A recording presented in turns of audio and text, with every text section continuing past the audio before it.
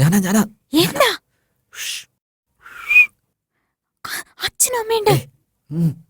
വരാൻ പറ്റില്ല, വരാൻ പറ്റില്ലെന്ന് പറഞ്ഞില്ലേ? നിക്ക് നിക്ക്, ഞാൻ വരാം വരാം വരാം.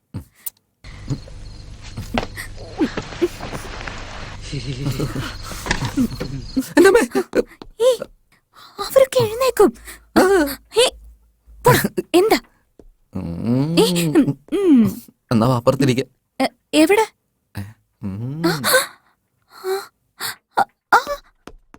എന്താടാ?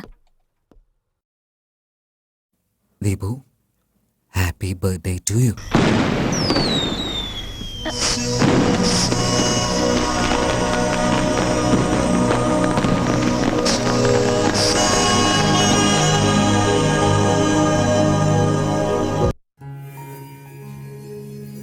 നിനക്കെന്നെ അത്രയ്ക്ക് ഇഷ്ടാ? എത്ര ഇഷ്ടാ? ഇത്ര. അത്രേ ഉള്ളോ? നമ്മുടെ ഹൃദയത്തിനെ ആകെ ഇത്ര സൈസേ ഉള്ളൂ. ഒരു പക്ഷേ ഞാൻ മരിച്ചുപോയാ നീ എന്ത് ചെയ്യും? കരയും. പിന്നെ അത് കഴിഞ്ഞ് വെറുതെ ഇരിക്കും.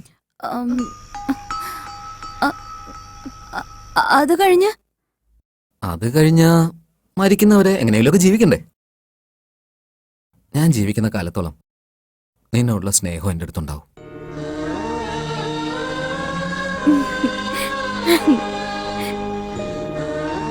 ഇതെല്ലാം നിനക്ക് ആരാ പറഞ്ഞു തരുന്നത്? നീ. ഞാനോ? നിന്റെ സ്നേഹം. അല്ല, ഞാൻ മരിച്ചുപോയ നീ എന്ത് ചെയ്യും? എന്നെ കൊണ്ട് നിന്നെ പോലെ ജീവിക്കാനൊന്നും പറ്റില്ല. നീ മരിച്ചു കഴിഞ്ഞാ ഞാനും നിന്റെ കൂടെ വരും.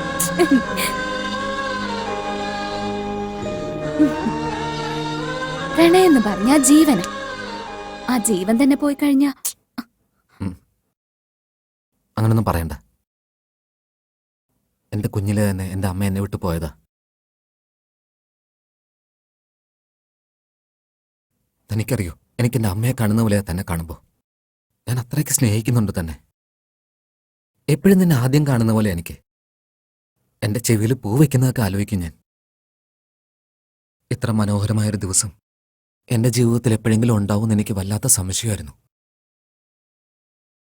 ഈ നാട്, നീ, നിന്റെ അച്ഛൻ, അമ്മ, ഈ നാട്ടുകാര്, വാവ്, സ്വർഗത്തിലിരിക്കുന്ന പോലെ എനിക്ക് തോന്നുന്നത്. ദൈവത്തിന് എത്ര നന്ദി പറഞ്ഞാലും മതിയാവില്ല. എനിക്ക് നിന്റെ മടിയിൽ തലവച്ച് കിടക്കണമെന്ന് തോന്നുന്നുണ്ട്.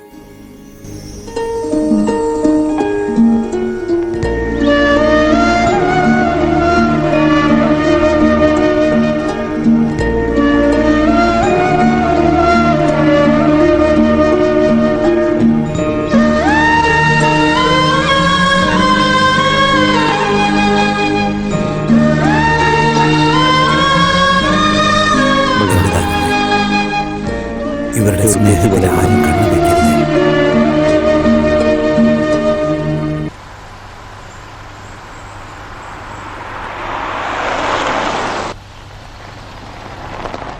ഇപ്പൊ ഉള്ളതിൽ വെച്ച് ലോകത്ത് ഏറ്റവും സന്തോഷവാനായിരിക്കുന്ന മോൻ ആരാണെന്ന് ചോദിച്ചാ അത് സാറിന്റെ മോനാ.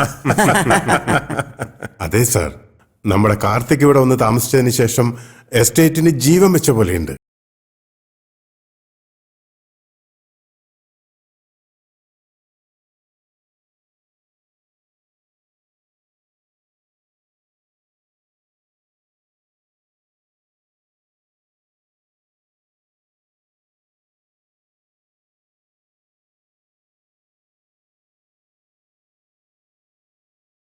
നീ നിന്റെ പ്രേമത്തിന് സർപ്രൈസ് തന്നു, ഞാൻ എന്റെ മരുമകളെ കാണാൻ സർപ്രൈസ് ആയിട്ട് വന്നു.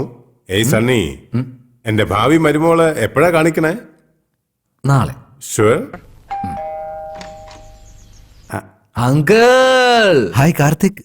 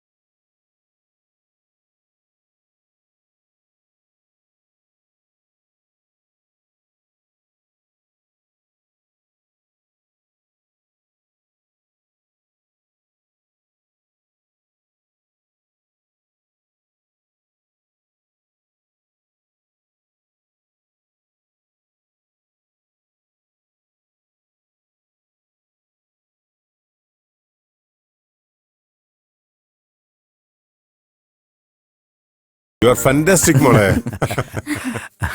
ഇതുപോലൊരു ഭക്ഷണം കഴിച്ചിട്ട് വളരെ കാലമായി. നിങ്ങൾ ജനിച്ചത് വളർന്നതൊക്കെ ഇവിടെ തന്നെയാണോ? അല്ല സാർ, ഇവിടെയല്ല, കോയമ്പത്തൂരിനടുത്ത് പൊള്ളാച്ചിയിലാ. കോയമ്പത്തൂരിന്റെ അടുത്തുള്ള പൊള്ളാച്ചിയാ? അതെ സാർ. അവിടെ നിങ്ങൾ ആരുടെ മോനാ? പട്ടേൽ ചന്ദ്രപ്പായുടെ മകനാണ്. നിങ്ങൾ പട്ടേൽ ചന്ദ്രപ്പന്റെ മകനോ?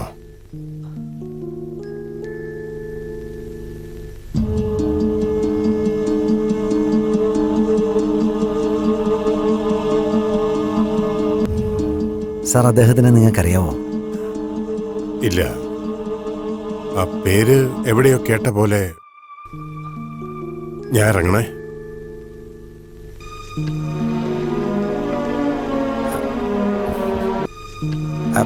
ഏട്ടാ ഇത് സാർ, ഏ ഇന്നാ ഇന്നാ.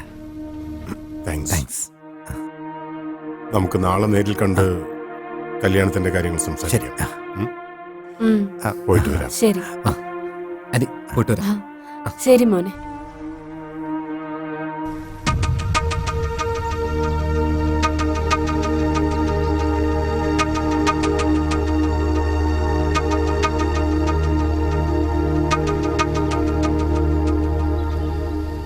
കല്യാണ വിഷയം സംസാരിക്കാൻ വെറും കൈയോടെ വന്നിരിക്കുന്നു. താമ്പൂലം എവിടെ?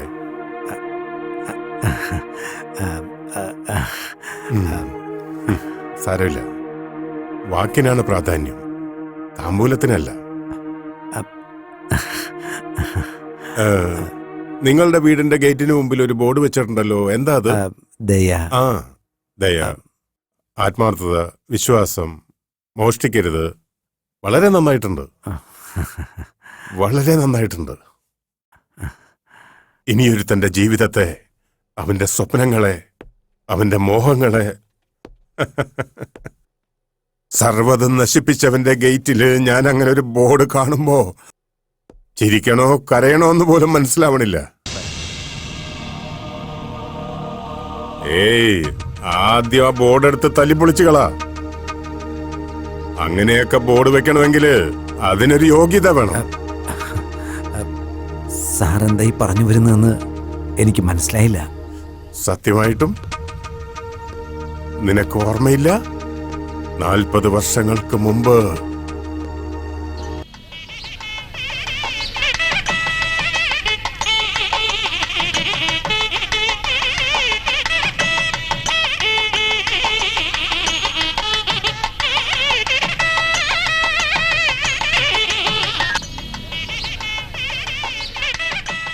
രാമനാഥ, നിങ്ങൾ വന്നതിൽ വളരെ സന്തോഷം. ചേച്ചി, ആ പെണ്ണിന്റെ കൂടെ ഇരിക്കുന്ന പയ്യനേതാ? ഏയ് അതവന്റെ അനിയനാ. ഏയ് അനിയനല്ലടി, മോനാ. അങ്ങനെയാണോ? എന്തൊക്കെയാ ചേച്ചി പറയുന്നേ? അവൾ അച്ഛനും അമ്മയും ഇല്ലാതെ ഈ നാട്ടിലേക്ക് വന്നപ്പോ ഈ കൊച്ചും കൂടെ ഉണ്ടായിരുന്നു. ആ, അതാ സത്യം. ദാ ആ ഇരിക്കുന്നവൻ അറിയാവോ? ദാ അവനാ അവളെ സഹായിക്കുന്നു എന്ന് പറഞ്ഞിട്ട് വെച്ചോണ്ടിരുന്നത്. അങ്ങനെയാണോ? ഇതൊന്നും നിങ്ങൾക്ക് അറിയത്തില്ലേ? ശരിക്കും നോക്കടാ, ഈ പട്ടേൽ എന്ന് പറഞ്ഞ എത്രയോ വലിയ മുതലാളിയാ. എന്നിട്ട് ഇങ്ങനത്തെ ഒരു ചെറുക്കനെയാണല്ലോ കിട്ടിയത്. പട്ടേല് മുതലാളിക്ക് എന്ത് മന്ത്രം കൊടുത്താണോ സാധിച്ചു വെച്ചതൊക്കെ. അങ്ങോട്ട് നോക്കടാ, പരിപാടിയൊക്കെ കഴിഞ്ഞിട്ട് എത്ര സമാധാനമായിട്ട് ഇരിക്കുന്നത് കണ്ടില്ലേ?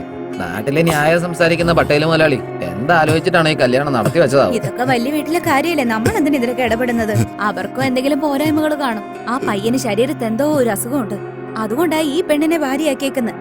എന്നും പറഞ്ഞ് ഈ പെണ്ണിനെ ഭാര്യയാക്കാൻ പാടുണ്ടോ? ഇവർക്ക് എന്തോ ശകുനം പിടിച്ച സമയം. എന്നാൽ ഈ പെണ്ണിനെ പോയിട്ട്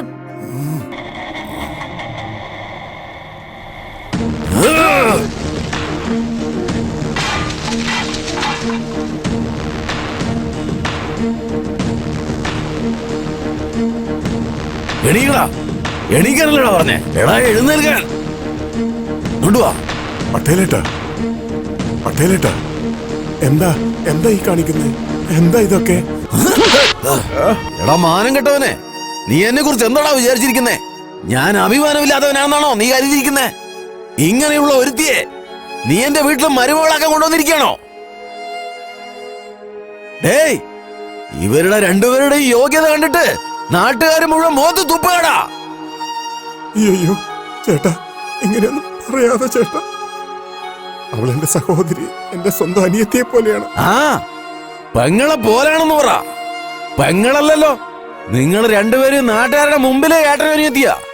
ഇരുട്ടായി കഴിഞ്ഞാ പിന്നെ ഛേ, മാനവും മര്യാദയില്ലാത്ത കുടുംബം. എടാ വാടാ. പട്ടേൽ സർ, എന്റെ ചേച്ചി ഒരു തെറ്റും ചെയ്തിട്ടില്ല സർ. ഇവിടുന്ന് പോകല്ലേ സർ, ഞാൻ നിങ്ങളുടെ കാല് പിടിക്കാം സർ. പോകല്ലേ സർ, എന്റെ ചേച്ചി വളരെ നല്ലവളാ, ഏയ്, മോശപ്പെട്ടവളാ. വിടടാ എന്റെ കാല്. അയ്യോ സർ, ആ, അയ്യോ.